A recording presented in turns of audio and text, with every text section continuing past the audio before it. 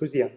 Приветствую вас на канале История денег, и сегодня мы продолжаем цикл выпусков о путешествиях и пополнениях коллекции.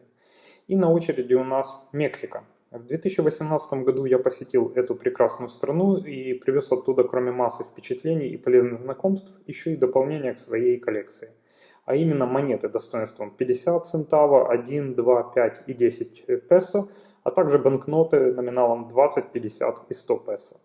Это практически полный набор действующих монет и банкнот, и из того, что не попало в мою коллекцию, только монеты достоинством 5, 10 и 20 центава, но они практически не ходят, все цены округляются до 50 центава, а вот купюры номиналом 200, 500 и 1000 песо мне просто не попадались. В частности потому, что основное пополнение коллекции происходит в магазинах либо в кафе, где ты рассчитываешься американскими долларами, а на сдачу получаешь местную валюту.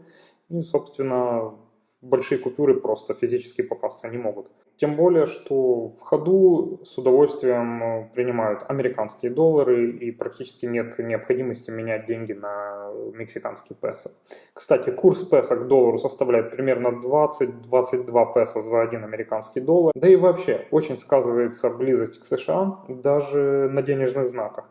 Собственно, изображение или, скажем так, символ мексиканского песо — это практически тот же американский доллар, только с одной вертикальной чертой, как вы видите, либо также центава, то есть это разменные деньги, тоже очень похоже именно на американский доллар, только тоже с одной такой вот черточкой.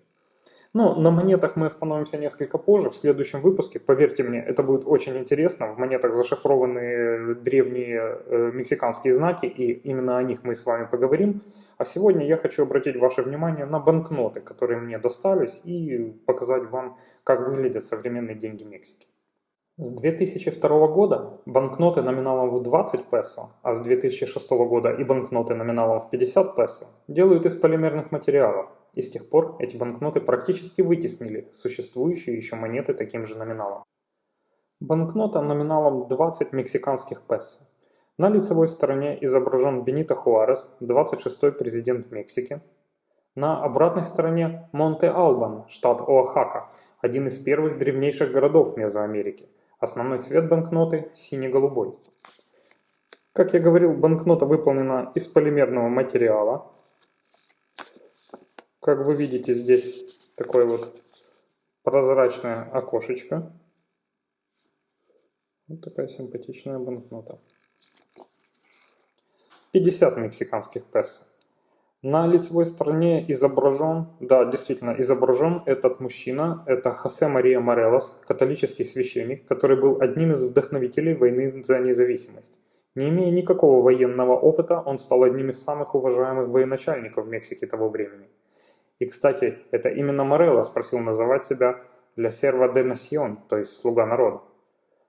На обратной стороне изображен акведук Морелия, построенный испанцами еще в 1541 году, один из древнейших памятников архитектуры того времени. С 2006 года эта банкнота является полимерной, тоже вот такие много прозрачных окошек.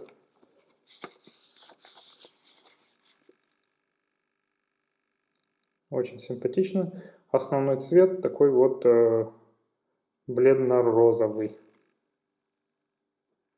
На банкноте в 100 мексиканских песо изображен Несауалькойотль, или Яростный койот. Это доколумбовый герой Мексики, правитель территорий Тескока и Теночтитлан, современный город Мехико. Считается, что правление Несауалькойотля ознаменовалось золотым веком в истории Тескока, когда в стране царили закон, образование и культура, которые повлияли и на соседние государства. На обратной стороне изображена главная площадь Теночтитлана на месте современного Мехико, а также стилистическое изображение того самого покровителя койота и надпись «100 песо».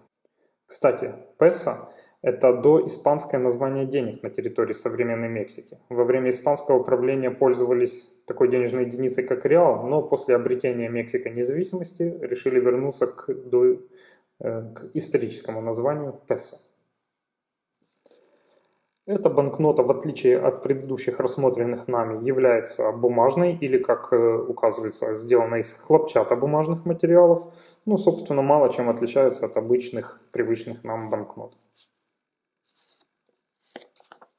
На этом наше знакомство с денежными единицами Мексики не заканчивается. Как я и обещал, в следующем выпуске вас ждет интересный рассказ о монетах мексиканских.